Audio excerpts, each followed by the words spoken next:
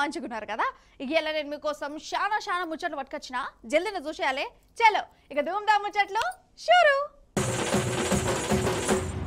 ఏహే మోసం అంటే మోసమైపోయింది పోరి నౌకర్లత్తే నాశపడితే అసలు కేసర వచ్చింది నిజం చెప్తున్నా అసలు ప్రభుత్వం మారితే మన తెలంగాణ గీతీర్ల గోసపడుతుందని అస్సలు అనుకోలే మన నిరుద్యోగుల పరిస్థితి అయితే ఘోరం అంటే ఘోరమైపోయింది నౌకర్ల కోసం రోడ్డు మీదకి వస్తే లాఠీ చార్జీలు అరెస్టులు కేసులు నిరుద్యోగులేంది రోడ్డు మీద ఎవ్వరు కనబడ్డా వాళ్ళని అరెస్టు చేస్తురు ఇంత ఘోరమైన పాలన ఎన్నడంటే ఎన్నడు చూడలే ఈ మాట నాది కాదు జనాలే చెప్తురు అగో చూడురా అసలు ఏమైతుందో మన రాష్ట్రంలో సుషిరా ఇప్పుడు మన తెలంగాణలో నిరుద్యోగుల పరిస్థితి ఇది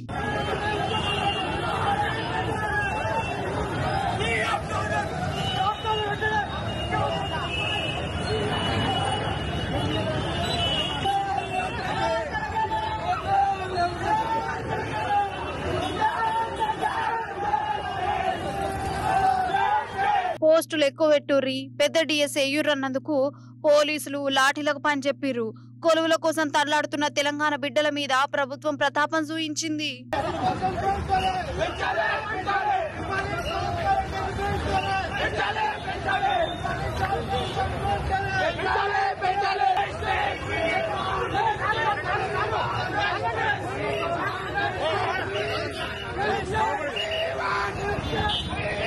తెలంగాణ పబ్లిక్ సర్వీస్ కమిషన్ ముట్టడి పెట్టిరు కదా నిరుద్యోగులు మేం కామ్గా చేసుకుంటాం మా బాధ చెప్పుకుంటామని ముందుగానే చెప్పిరు కానీ వాళ్ళ నిరసన కూడా చేయనీయలేదుల్లా ఎక్కడికక్కడ ఆపిరు అరెస్టులు చేసిరు అగ చూడు ఎంత ఘోరం ఉన్నదో పరిస్థితి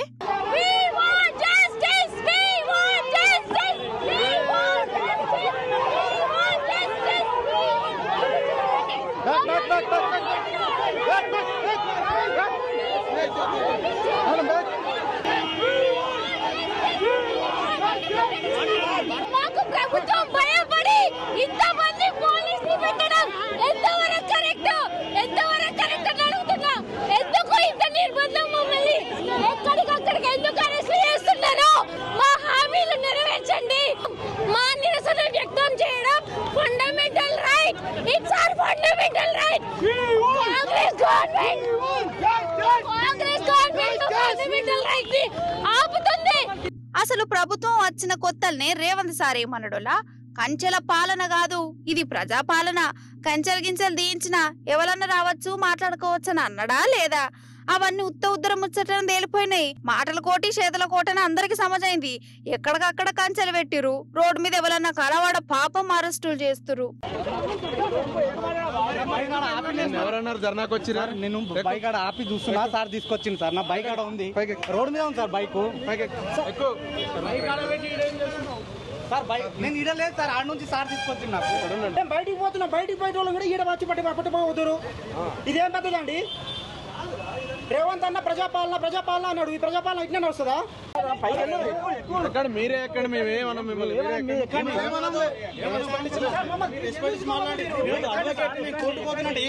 ఇదేనా వ్యవస్థ ఇట్లానే ఉంటుందా ఇట్లానే ఉంటుందా చెప్పండి మీరు చూపెట్టినా ఐడి కార్డు చూపెట్టినా నేను అడ్వకేట్ ఐడి కార్డు చూపెట్టినా ఇష్యూ అవార్డు చేస్తాను సార్ నా పనిలో నేను వెళ్తాను సార్ దయచేసి ఇష్యూ చేయకండి నా పనిలో ముట్టడికి రాలేదు స్టూడెంట్ నా పనిలో నేను వెళ్తాను నేను పంపించే టైంకి మేము ఖచ్చితంగా నా పనిలో నేను వెళ్తానా మీకు ఏ రైట్ ఉంది సార్ నేను ఎస్ఐ గారితో మాట్లాడని ఉన్నా కదా ఎట్లా గల్లెట్లా పడతా సార్ ఆఖరికి ఈ రైతును కూడా అరెస్ట్ చేసే పని పెట్టుకున్నారు ఈయన ఏదో పని మీద బయటకు వస్తే పోలీసులు ఈయనను కూడా ఆగబట్టిరు నేను ధర్నాకి రాలేదు సార్ ధర్నాకి రాకుండా సార్ నేను ఖాళీది మాట్లాడడానికి వచ్చినా సార్ మా కొడుకుది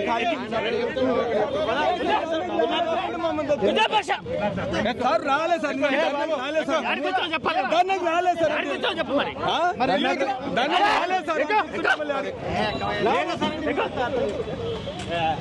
నేను ధర్నాకి రాలేదంటే సార్ ఎందుకు ఒక మమ్మల్ని పట్టుకుపోయి అడిగోగలుగుతారు ఎందుకంటే మరి రైతు నేను మరి రైతు అయితే నాకే హైదరాబాద్ కూడా రావద్దా ఇక వీళ్ళదైతే ఇంకా ఘోరం ఆలుమగల్ రోడ్డు మీదకి వెళ్ళి నడుచుకుంటూ పోతుంటే పోలీసు వాళ్ళు ఆపి ఫోన్ తీసుకొని నీ వాట్సాప్ చూయించు మెసేజ్లు చూయించు అనుకుంటారు బాబు చేసిరట ఓ నీ ఆలుమగల్ రోడ్డు మీద పోయిన పాపమేనా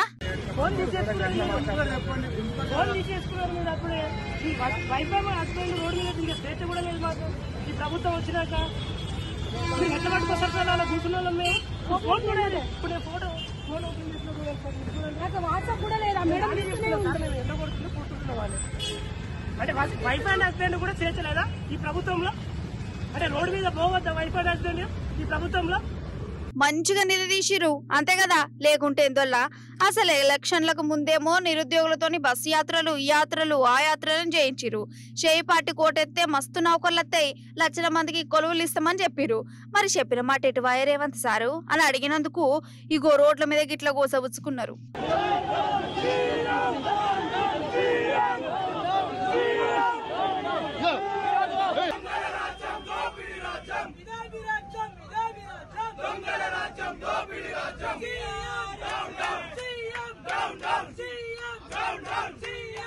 గ్రూప్ పోస్టులు పెంచాలని, అదేవిధంగా గ్రూప్ 3 పోస్టులను పెంచాలని చెప్పి ఇవాళ రాష్ట్ర ప్రభుత్వాన్ని రేవంత్ రెడ్డి గారు డిమాండ్ చేస్తూ ఇవాళ బీఆర్ఎస్ ఆధ్వర్యంలో ఇవాళ పబ్లిక్ సర్వీస్ కమిషన్ కార్యాలయం ముట్టడం జరిగింది. భవిష్యత్తులో ఈ ప్రభుత్వం దిగి వచ్చే వరకు కూడా బీఆర్ఎస్ విద్యార్థి విభాగం ఈ కాంగ్రెస్ ప్రభుత్వం మీద పోరాటం చేస్తుంది. ఈ ప్రభుత్వం మెడలు వచ్చి సాధించడానికి నిరుద్యోగులకు మా పార్టీ మా ప్రభుత్వం మా విద్యార్థులు డిమాండ్ చేస్తూ ఉన్నాం. మన తెలంగాణ నిరుద్యోగులు రోడ్డు మీద కనబడితే గిట్లా చేస్తురు కదా, గదే ఆంధ్ర నుంచి వస్తున్న చంద్రబాబు కోసం చూడురి ఏ తీర్ల స్వాగతాలు చెప్తురు.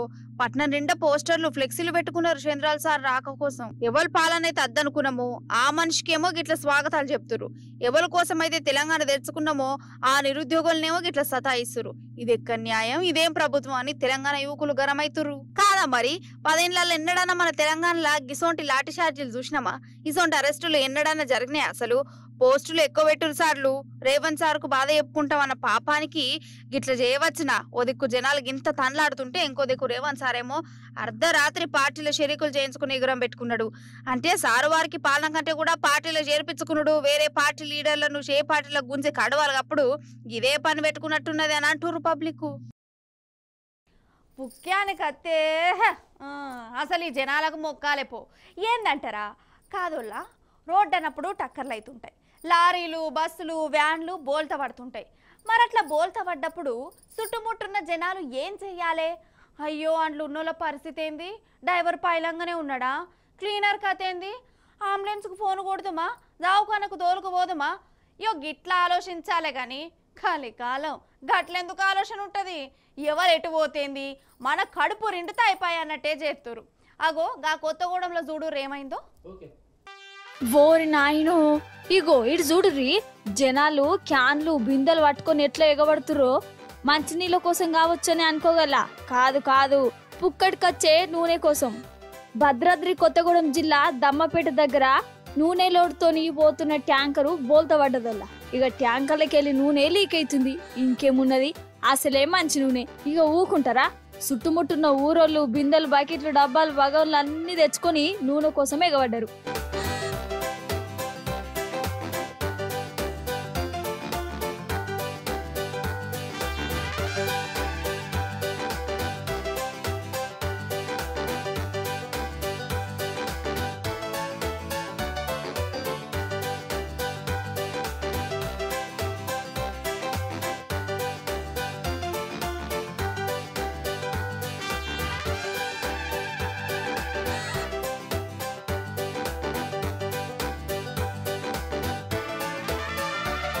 వీళ్ళ తాన్లాట చూడు, పుక్కడికొచ్చే నూనె కోసము ఒకరి మీద ఒకరు ఎట్లా పడుతుర్రో. పిల్ల జల్ల ముసలి ముత్క ఇట్లా అందరు వచ్చి నూనె పట్టుకున్నారు. ఇగో గీ అన్నకు బకెట్ నిండా నూనె దొరికినట్టున్నది కదా. ఇగో పో 2 నెలల దాకా నూనె ప్యాకెట్లు కొనే అవసరమే లేదనుకుంటా పోతుండు.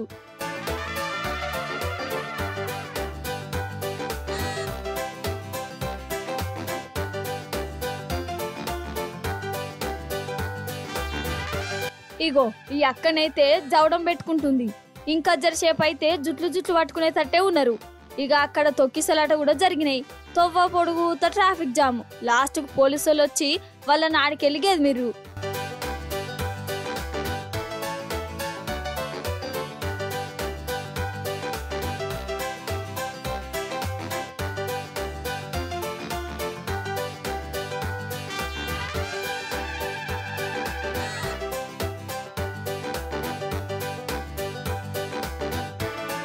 దొంగలల్లా ఏమన్నా అంటే కోపం గాని కండ్ల ముందు ట్యాంకర్ బోల్తా పడితే వీళ్ళ పని వీళ్ళదేనా? ట్యాంకర్ కింద ఎవరన్నా ఇరుకపోయిర్రా, డ్రైవర్ నువ్వు దావకానకు తోలుకుపోయేది ఉన్నదా? గిట్లా ఆలోచించాలే గాని నూనె ఎత్తుకోవడేందుల్లా మళ్ళా బాటలలో సరిపోదని బిందెలు బాకెట్లు తెచ్చుకున్నారు. అదే పైసలకు అమ్ముతామంటే కొంట రైలు ఏందో ఏమో పో. ఈ దొంగలకు అగ్గివెట్ట, వాళ్ళ చేతులకు జట్టలు బుట్ట, వాళ్ళ చిన్న మెదడు చితికిపోను, వాళ్ళ కాలు రెక్కలు ఇరిగిపోను, లేకుంటే ఏంది మరి? అరే బతికేదందుకు ఎన్నో తువ్వలున్నాయి, పని చేసుకోవాలనుకుంటే ఎన్నో పనులుంటాయి. కానీ దొంగతనాలకు తెగబడేందువల్ల మంది కొంపలు ముంచడేంది? రోజు ఏదో ఒక జాగల ఏదో ఒక దొంగతనం అయితేనే ఉన్నది కదా. అయితే కొందరు దొంగలకు పైసల మీద, నగల మీద, నెక్లెస్ల మీద విరక్తి ఉట్టినట్టు ఉన్నది. అందుకే ఇప్పుడు ఏం ఎత్తుకబోతుర్రో చూడురు మీరు. ఈడ డీసీఎం వ్యాన్ ఉన్నది కదా, దొంగలు ఎత్తుకుపోయింది వ్యాన్ కాదు. జర కిందికి చూడుర్రి.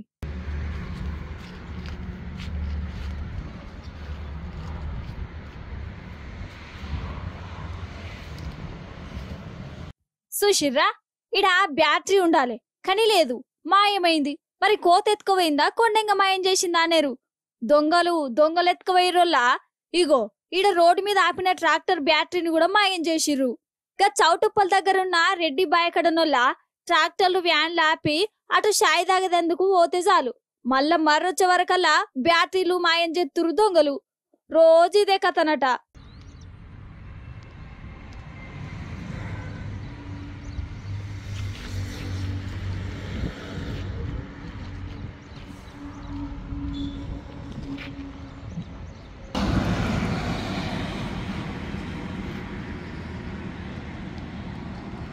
అసలు ఈ దొంగలను ఏం చేయాలల్లా? వీళ్ళు 500కు 1000కి కిరాయిలకు నడుపుకుంటారు. జరంతా సల్లబడదామని అటు పక్కకు జరగంగానే ఈ దొంగలు గీతీలు రెచ్చిపోతుర్రు. ప్రతిరోజు ఇక్కడనే బండ్లు పెడుతుంటాం మేము. ఇక్కడ పార్క్ చేసి ఉన్నాం, హైవేకి ఉంది, టోల్ గేట్ కూడా దగ్గరలో ఉంది. దొంగతనాలు జరుగుతున్నాయి. బ్యాటరీలు నా 2 బండ్ల బ్యాటరీలు ఎత్తుకుపోయారు. కొత్త బ్యాటరీలు వేసి 2 నెలలు అవుతుంది అంతే. 2 బండ్లు ఊర్లోనేమో 3 బ్యాటరీలు పోయినాయి. 2 ట్రాక్టర్ల బ్యాటరీలు, చిలకల దగ్గర పెట్టిన బ్యాటరీలు కూడా ఎత్తుకెళ్లారు. 2 ట్రాక్టర్లు, ఒక డీసీఎం వెంచర్లో ఉంది, స్కూల్ ముందు వెంచర్ ఉంది, ఆ వెంచర్లో ఒక డీసీఎం ఉంది. 3 డీసీఎంలు, 2 ట్రాక్టర్ల బ్యాటరీలు ఎత్తుకపోయారు. పోలీసు వాళ్ళు తక్షణమే చర్య తీసుకోవాలని కోరుచుకున్నాం. 10 రోజుల క్రితం చౌటుప్పల్లో కూడా పోయినాయి. అయ్యప్ప టెంపుల్ దగ్గర ఆ డీసీఎంలు అక్కడ పెడితే అక్కడ కూడా 2 డీసీఎంలే ఎత్తుకెళ్లారు. ఆ రోజు కాంప్లైంట్ ఇచ్చినాం, ఇంతవరకు చర్య తీసుకోలేదు. అగన్నట కథకున్న వాడెత్తు గుడిని, గుళ్ళున్న లింగాన్ని మాయం చేసినంటే గిదే కావచ్చు. ఆఖరికి బ్యాటరీలను, పయ్యలను, ట్యూబులను కూడా ఇడిచిపెడతలేరు వాళ్ళ దొంగలేశంకున్న వాడెత్తు.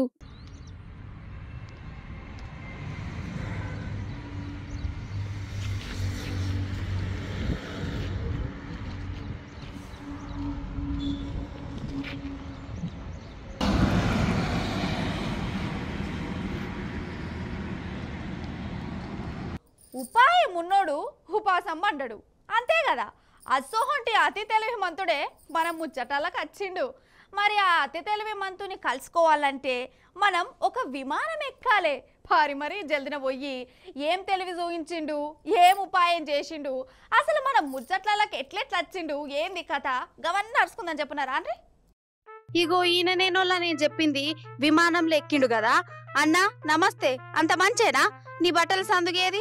అగో మాట్లాడుతుంటే అందరి ముందు అంగిప్పుతుండు కదా. మరి ఈయన కాన్సెప్ట్ ఏందో మరి.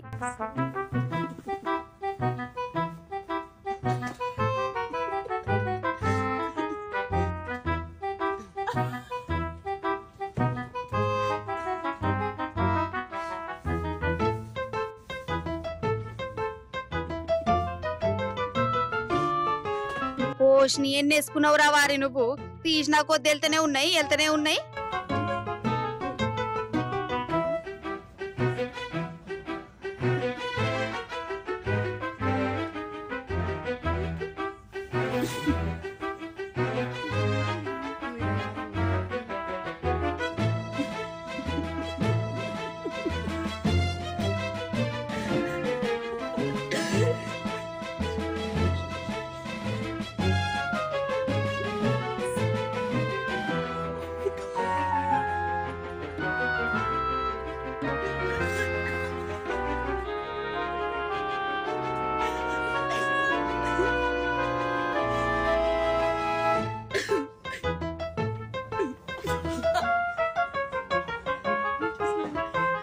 అయిపోయినాయా సామి ఇంకున్నాయా ఎక్కేటప్పుడు ఎట్లున్నాడు ఇప్పుడు ఎట్లున్నాడు వల్ల అయితే ఏందంటే విమానంలో ఎక్కేటప్పుడు ఎక్కువ లగేజ్ పట్టకపోతే ఎక్కువ చార్జ్ చేస్తారు కదా ఓష్ని వానికి ఎందుకు పైసలు ఇచ్చుడు కడుపుకి వచ్చింది లేదు కాళ్ళకి వచ్చింది లేదు లగేజ్ కూడా పైసలు అని అనుకున్నాడు మనిషి ఎంత బరువునా గదే టికెట్ ఛార్జీ కానీ లగేజ్ కి మాత్రం బరువుకు తగ్గ ఛార్జ్ ఉంటది అందుకే ఒక ఇట్లా ఉపాయం చేసిండు సపోర్ట్ చేయక బట్టల లగేజ్ తీసి ఉన్న ఈ బట్టలన్నీ దొడుక్కున్నాడు చెకింగులు చేయించుకొని లోపలికి వచ్చిండు ఇగో ఇప్పుడు ఆరాంసే బట్టలు తీసి ఛార్జ్ లేకుండానే ప్రయాణం చేసిండు తెలివి సల్లగుండా ఏమన్నా తెలివా అసలు కదా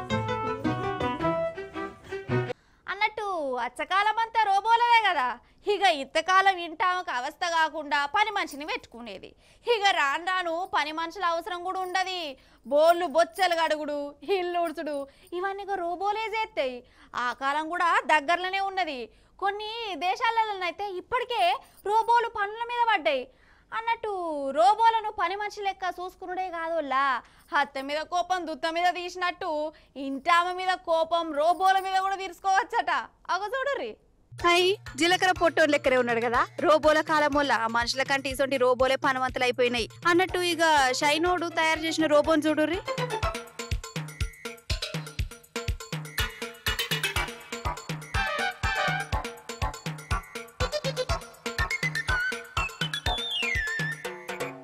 దీని స్పెషాలిటీ ఏంటంటే తన్నినా గుద్దినా కొట్టినా తిట్టినా మల్ల లేచి కూర్చుంటది అగో ఈయన తంతుండు చూడు తంతే మల్ల లేచి కూర్చున్నాడు ఇగో మల్ల చూడు రిటు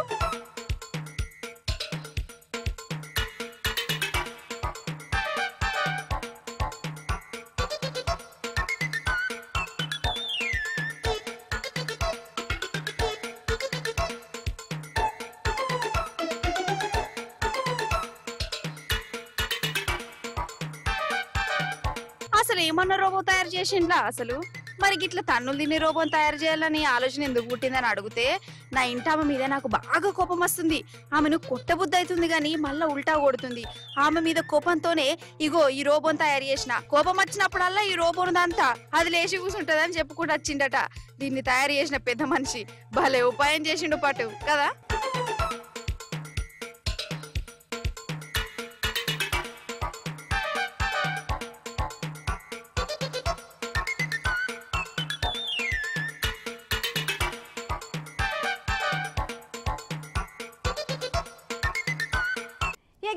ఇయాల్టి ధూమ్ దా ముచ్చట్లు మంచిగా ఉన్నాయి కదా మంచిగా చెప్పినా కదా ఇక మళ్ళీ వచ్చినప్పుడు ఇంక మంచి మంచి ముచ్చట్లు పట్టుకొస్తా గప్పటిదాకా చూస్తూనే ఉండండి T News tata bye bye